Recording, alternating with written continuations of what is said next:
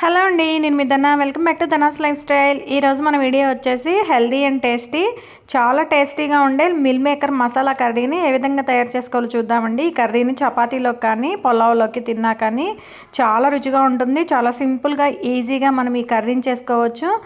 ఈ కర్రీని తయారు చేయడానికి కావాల్సిన ఇంగ్రీడియంట్స్ అన్నీ మనకి ఇంట్లో అందుబాటులోనే ఉంటాయండి. ఈ కూరని చాలా త్వరగా కూడా రెడీ చేసేయచ్చు. చాలా టేస్టీగా ఉంటుంది. దీన్ని తయారు చేయడానికి ఒక గిన్నెను తీసుకొని స్టవ్ వెలిగించి గిన్నెను పెట్టి అందులో 1 లీటర్ నీళ్ళను పోసుకొని నీళ్లు మరిగే టైంలో 1 కప్పు చిన్న మిల్ మేకర్లని వేసుకోవాలి. ఇవి 2-3 పొంగులు వచ్చేదాకా చక్కగా గరిటెతో కలుపుకుంటూ కాస్త మెత్తబడేదాకా ఒక 2 నిమిషాలు వీటిని ఉడికించుకోవాలి.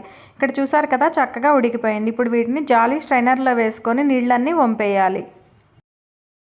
ఇప్పుడు స్టవ్ వెలిగించి బాండీ పెట్టి 2 స్పూన్లు ఆయిల్ని వేసుకొని 2 ఉల్లిపాయలని చీలికలుగా కట్ చేసుకొని ఇలా వేసుకోవాలి. ఇందులోనే 4-5 వెల్లుల్లిపాయలు, 2 ఇంచులు అల్లం ముక్కను కూడా వేసుకొని ఇవన్నీ చక్కగా ఈ నూనెలో కాస్త రంగు మారేదాకా ఉల్లిపాయని ఈ నూనెలో వేయించుకోవాలి.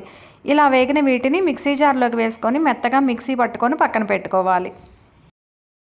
ఇప్పుడు ఒక గిన్నెను తీసుకొని అందులో 4 స్పూన్లు పెరుగును వేసుకొని ఇప్పుడు ఇందులో అన్నీ ఒక్కొక్క స్పూన్ చొప్పున హోల్ గరం మసాలా పొళ్ళన్నీ ఇందులో వేసుకోవాలి. ఉప్పు, కారం, పసుపు, ధనియాల పొడి, జీలకర్ర పొడి, అలాగే గరం మసాలా పొడి అన్నిటినీ వేసుకొని కొన్ని నీళ్ళని వేసుకొని ఈ విధంగా పేస్ట్ లాగా తయారు చేసి పక్కన పెట్టుకోవాలి.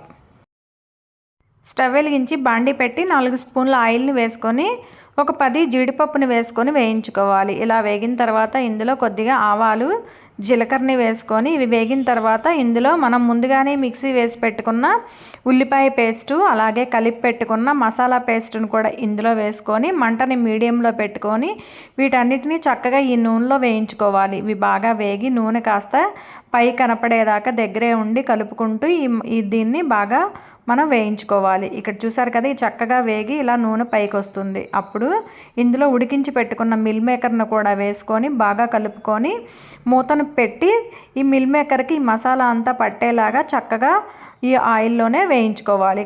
ఇక్కడ మనకి కర్రీ అనేది చక్కగా ఈ ఆయిల్లో మగ్గి ఇలా ఆయిల్ పైకి వచ్చినప్పుడు ఇప్పుడు ఇందులో మన గ్రేవీకి తగ్గట్టు ఒక 1/2 గ్లాస్ నీళ్ళని పోసుకొని మళ్ళీ మూతను పెట్టి ఇంకాసేపు ఉడికించుకోవాలి. ఇక్కడ చూసారు కదా, కూర అనేది చక్కగా ఉడికి ఈ విధంగా లైట్గా ఆయిల్ పైకి వస్తుంది. ఇప్పుడు ఇందులో 1 స్పూను కస్తూరి మేతిని అలాగే 1/2 స్పూను పంచదారని వేసుకొని ఇవన్నీ కలిసేలాగా బాగా కలుపుకున్నామంటే ఎంతో రుచిగా ఉండే meal maker masala curry ready.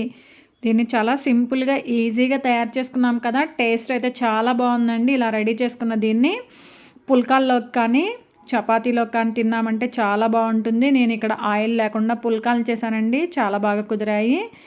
ఈ పుల్కాల్లోకి ఈ మిల్ మేకర్ కర్రీని నంచుకొని తిన్నామంటే చాలా టేస్టీగా ఉంటుంది. ఇలా చేసి పెట్టామంటే పిల్లలకి లంచ్ బాక్స్లో కూడా వాళ్ళు కూడా తిని ఎంజాయ్ చేస్తారు. మీరు కూడా మీ ఇంట్లో తప్పకుండా ట్రై చేసి ఎలా వచ్చిందో నాకు కామెంట్ చేయండి. ఈ వీడియోని మీ ఫ్రెండ్స్కి, రిలేటివ్స్కి షేర్ చేయండి. అలాగే కొత్తగా నా వీడియోని చూసేవాళ్ళు మన ఛానల్ని తప్పకుండా సబ్స్క్రైబ్ చేసుకోండి. మన సబ్స్క్రైబర్లందరూ నా వీడియోకి లైక్ కొట్టడం మర్చిపోవద్దండి. అలా లైక్ కొట్టడం వల్ల నా వీడియో ఇంకొంతమందికి షేర్ అవుతుంది. Thank you for watching.